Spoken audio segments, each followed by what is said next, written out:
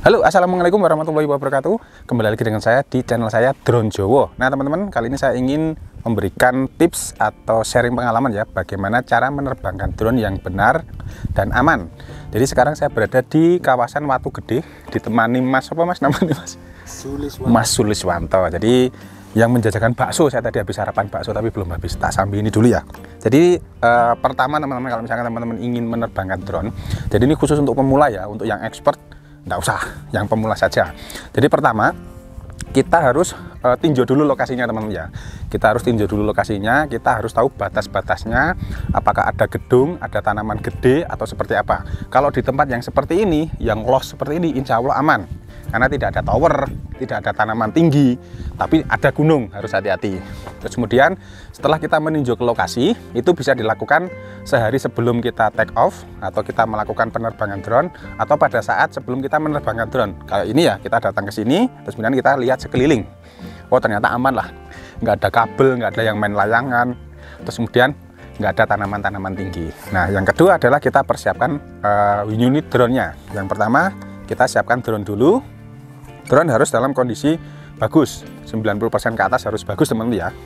Terus yang kedua kita siapkan memory card. Nah memory card pastikan sudah terpasang di sini, sudah terpasang di drone-nya dan sudah kita format sebelumnya. Atau kalau misalkan nggak diformat, pastikan isinya itu ada atau cukup. Jangan sampai teman-teman itu sudah terlanjur ngedrone, seret, ternyata pas ngerekam memori full, wah wes iku wis wassalam. Jadi siapkan memori, kalau perlu teman-teman juga bawa memori cadangan. Setelah drone-nya kita siapkan untuk baterainya ya teman-teman ya. Untuk baterainya ini, baterainya kita siapkan, pastikan baterainya itu full 100%. Jadi teman-teman bisa melakukan penerbangan secara aman.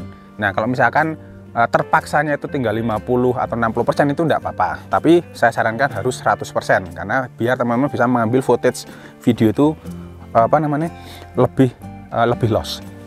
Terus setelah baterai sama drone, yang kita siapkan selanjutnya adalah remote control teman-teman ya. Jangan sampai teman-teman lupa membawa remote control, nanti tidak bisa menerbangkan drone.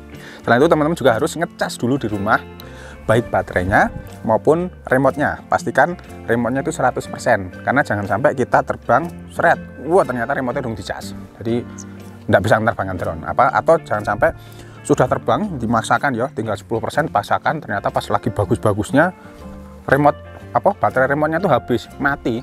Lah kalau remote-nya mati ya drone-nya koneksinya hilang teman-teman, balik nanti tidak bisa mendarat. Terus setelah remote itu HP. Kalau teman-teman pakai remote yang harus menggunakan HP, itu pastikan HP-nya juga sudah dicas dan juga sudah disetting dari rumah dulu. Jangan sampai teman-teman harus nyeting di sini dulu, terlalu lama baterainya drone nanti nyedot banyak, yang harusnya 100% nanti tinggal 90 atau 80%. Eman-eman teman-teman ya. Setelah itu baru teman-teman siapkan drone-nya untuk bisa terbang. Untuk DJI Mavic 2 Pro yang saya mulai punya ini teman-teman, langkah pertama adalah kita buka untuk armnya ya, untuk tangannya seperti ini.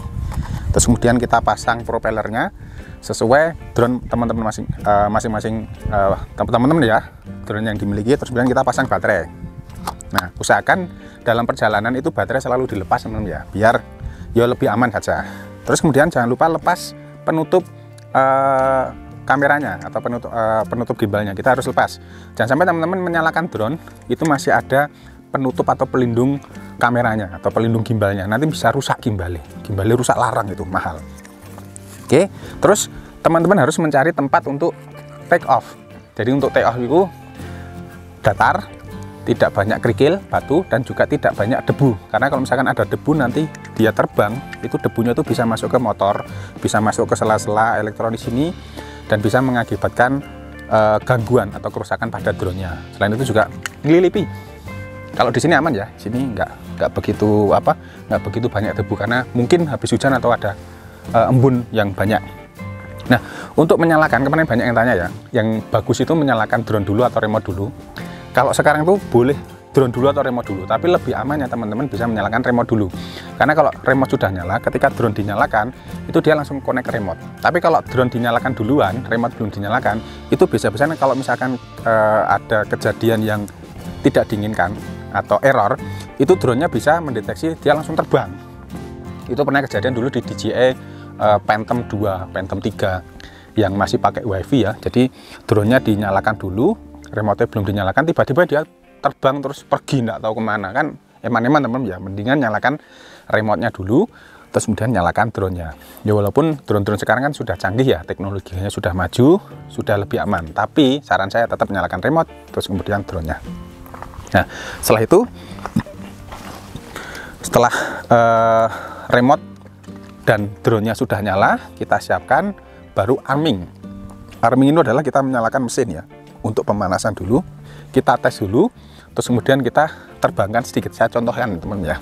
Jadi kita nyalakan remote-nya dulu, ini connecting, terus kemudian pastikan aplikasi untuk di drone-nya. Kalau pakai DJI dia bisa DJI Go, bisa DJI Fly, atau kalau teman-teman pakai yang lain itu bisa aplikasi yang setipe. Terus kita nyalakan drone-nya. Oke, saran saya nyalakan drone itu ada di bawah teman ya, ada di bawah sini. Nah, taruh ini mungkin tidak kelihatan ya dari kamera. Jadi dia sudah nyala. Terus kemudian pastikan di sini connect ya, untuk di HP-nya atau di aplikasinya itu harus connect. Oke. Nah, kalau di HP saya ini memang agak lama ya connect ya. Jadi untuk pengambilan video itu agak lama. Dan pastikan semua sistemnya itu berjalan normal teman ya. Jadi tidak ada error di sini atau tidak ada peringatan. Jadi biasanya teman-teman yang sering muncul peringatan itu adalah magnet interference. Jadi di lokasi ini banyak tower atau ada besi di bawah, sehingga pas waktu drone-nya pemanasan atau arming itu dia mendeteksi adanya magnet, jadi mengganggu kompasnya. Jadi saya sarankan untuk dikalibrasi ulang kompasnya, atau ya kalibrasi kompas ya teman-teman ya, diputar-putar itu loh. Oke, setelah itu kita lakukan setting. Jadi setting untuk kamera, untuk pengambilan footage yang bagus, itu saya selalu menggunakan manual teman-teman, karena kita bisa mengatur exposure, shutter speed dan segala macam. Kalau pakai auto, itu tiba-tiba nanti pindah tempat dia jadi terang sendiri, jadi gelap sendiri. Nah itu kan untuk video sinematik kan jelek ya. Tapi kalau kita pakai manual, dia akan mempertahankan di misalkan shutter speed 1/160, ISO-nya 100 misalkan. Ya udah di situ, dia akan lebih stabil. Oke, sekarang kita coba untuk terbangkan sedikit. Oke, sekarang kita coba terbangkan. Nah, oke, setelah segini teman-teman ya, ini namanya hovering. Hovering itu dia diam aja. Sensornya kita cek ya, kanan, kiri, depan, belakang. Kalau misalkan ada sensor, ini dia nyala terus karena di bawah ada, di samping kiri ada, di belakang itu juga ada motor. Dan ini sebelum teman-teman pergi jauh, selalu pastikan cek throttle-nya dulu ya, kanan, kiri, naik, turun, terus kemudian maju, mundur, kanan kiri ya, itu normal atau tidak. Kalau misalkan tidak normal, teman-teman dilandingkan lagi, terus kemudian dicek lagi. Nah, pastikan semua propeller tadi juga terpasang sempurna teman-teman. Kalau misalkan sudah terpasang sempurna, itu enak, nanti terbangnya bisa jos. Nah setelah ini kita bisa langsung lanjut terbang menuju ke Bromo atau ke tempat manapun yang teman-teman lakukan penerbangan, bisa mengambil secara bagus. Dan pastikan antenanya ini teman-teman ya, kalau misalkan teman-teman lihat ini ya, antena itu dia menghadap ke drone ya, seret. Nah kalau posisi drone-nya itu ada di atas kita, itu antenanya diginikan. Nah diginikan ya, jadi dia ke atas ini. Kalau dia drone-nya di depan sana, itu kita ginikan, seret. Jadi dia nembak ke sana supaya transmisi sinyal dari remote ke drone itu juga bagus teman-teman ya.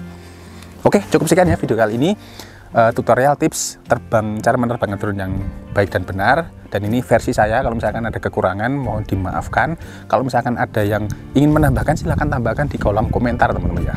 Saya tak menerbangkan drone ke sana dulu. Terima kasih. Assalamualaikum warahmatullahi wabarakatuh.